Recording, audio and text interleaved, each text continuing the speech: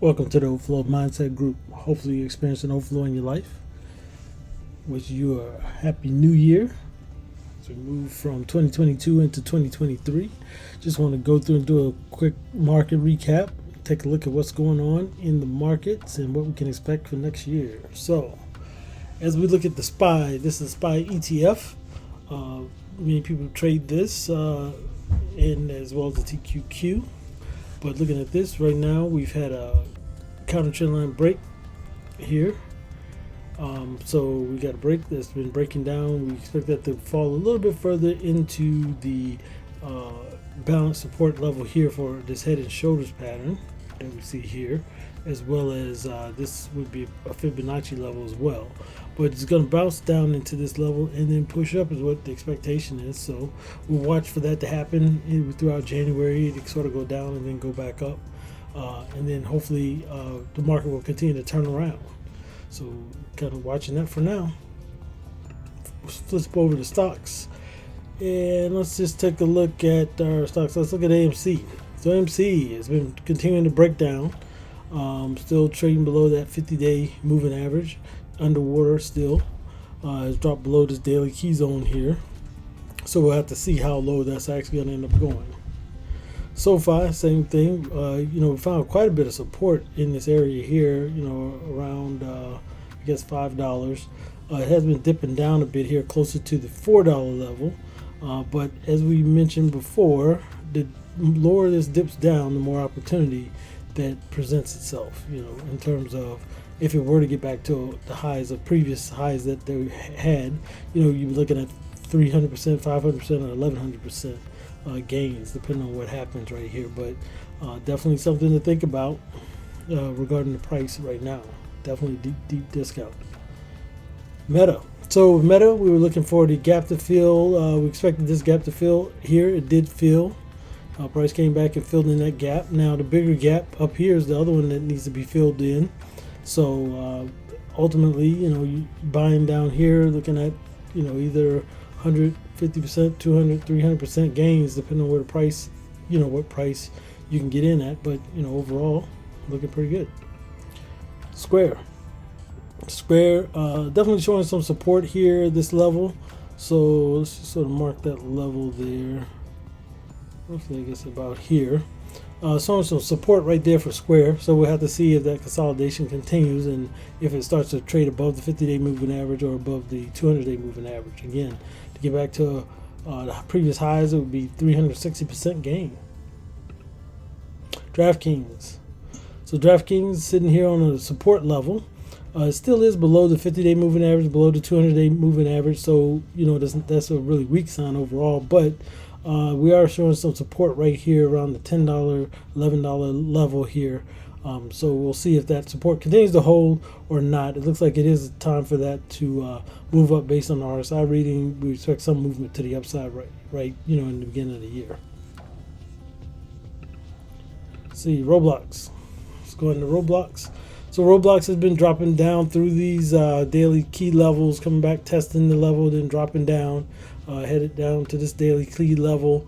Right now, we'd have to hold off on Roblox, just waiting for it to trade above the 50-day moving average and then above the 200-day moving average. Right now, we are seeing, definitely some support here, but it is still on the downside. AMD, very similar here. We got some support back here, so we expect price to kind of trade into that level and push back up a bit. But for now, we are below the 50-day moving average and below the 200, so everything's to the downside. If you were looking for counter trend lines to trade, that's what you would do. So like if you were to look at what kind of happened here, whether you caught it there or some other place, the idea is that that's another counter trend line break, and it continue down to the downside.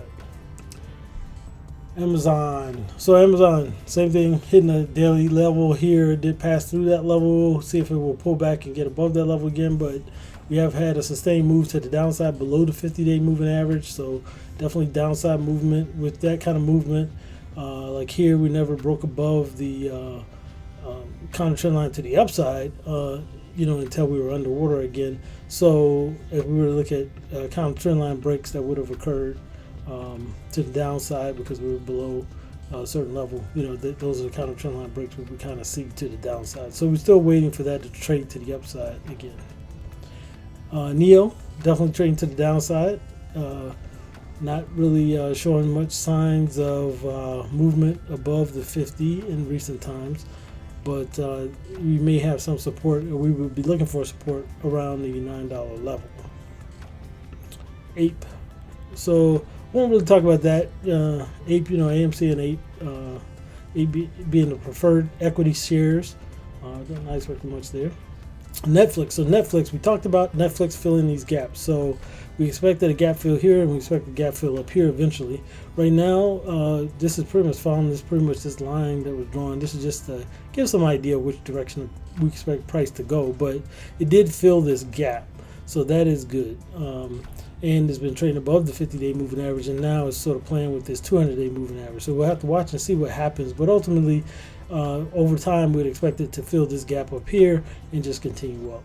And looking at, from the bottom of this, it was about a 300% move, from where we are now, maybe a 50% move, just getting up to 440 or so. All right, Apple. So Apple has not been holding support very well. Apple had almost recovered from the recent drops that had occurred when it got here, but now is really on the downside again, and almost lower than that support that you would have saw here. So we'll wait and see if this is a support level or not, and whether price can move up. But Apple, almost recovered, but then retraced basically. PayPal is showing some support here in this daily key level. Any movement from the daily key level up to this daily key level will be about a 60% gain. We do have a couple gaps to fill, so the expectation that eventually price will move back up to the upside to fill these gaps, but you have to be in for the ride to see how that turns out exactly. General Motors showing some support down here around the $30 level. And we'll have to watch that one to see. Again, still below the 200-day moving average, below the 50-day moving average. But the RSI is at a point here where we would expect the price to move to the upside a bit. All right, Upstart. So Upstart's not really showing much strength here. So we'll have to wait and see if it'll trade above the 50-day moving average. If it does trade above the 50-day moving average, then we can start to look at whether or not it can fill this particular gap and eventually fill this gap up here. So the thing about Upstart is the percentage gain. If it were to be able to accomplish these moves, you're looking at 250, maybe 300% gain just from where it is now to fill the first gap here. All right, then you have NVDA. NVDA is still below the 50-day moving average, below the 200-day moving average. It did try to push up above that. Again, it hit the daily key zone, kind of push down into this zone, may come back down to this bottom here and then try to move up again. But we'll have to sort of watch this to see what happens. It is at a point where it could start to move up some, but we'll have to just watch this one and see what happens. Ford. So Ford definitely hitting a daily key zone where we've seen previous bounces, so it's starting to look like it's bouncing here again. Again, we're looking at 100% gains back up to the highs of previous days, but it's looking pretty good overall. Then we have MULN. So MULN again is just a YOLO sort of play. It's only 28 cents, I think, right now. Yeah, so. That's really what that is. You have to sort of play that by ear if you decide to take a look at that. We'll jump around a bit here. Halliburton did make a push up above the 50-day moving average, stayed up out of the water above that 200-day moving average, and has continued up. So now the kind of trend lines that will be drawn overall will be drawn in this direction as price dips and continues to go up. Dutch Bros. Let's look at Tesla. So Tesla, we were looking at this way back when it had to split, and the price did dip and then push up a bit. Since then, there's been quite a bit of news with Elon Musk and his purchase of Twitter and those things that have really caused a lot of things to happen here. So, but if you look at the price as compared to the 50-day moving average, you see it started below the 50-day moving average here and has continued down, and the common trend line would all go in this direction as it continues to fall. So now that we've gotten down to quite a bit of a dip here, we did hit Fibonacci 76% level and some daily support here. So the idea here is that we sort of watch to see if that starts to bounce and starts to move back up. If it does bounce and move up, let's see what the percentage would be just to get even back to where. So you're looking at 100% gains. 100% gains ultimately, and that's on Tesla. If it can continue to make that recovery. Of course, we're really close to that $100 mark as well. So this is be a psychological level to watch out for to see if price bounces off that $100 level as well and continues up. So Tesla long term seems like a positive investment. All right, and we'll kind of stop there as far as the market.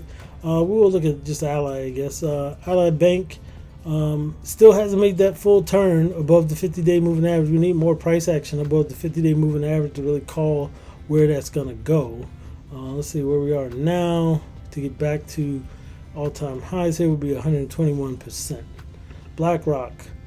BlackRock is above the 50-day moving average. So at this point for BlackRock, from that previous move there, we were looking at a 50% move up to the top. But here you would start to draw counter trend lines to the upside for BlackRock. Now, if price does not break the counter trend line and trades below like the 200, then you have to remove this line and kind of watch price action to see what happens. But the idea here is that if it does break above the counter trend line here, that we will see a continuation to this upside. And so that's what we'll be looking for now. Looking down here at the RSI, it looks like it maybe could come down a bit more before pushing back up. But the main thing we're looking for is that break. All right. So that concludes it. Just want to say Happy New Year again, and we'll look forward to having more overflow in 2023.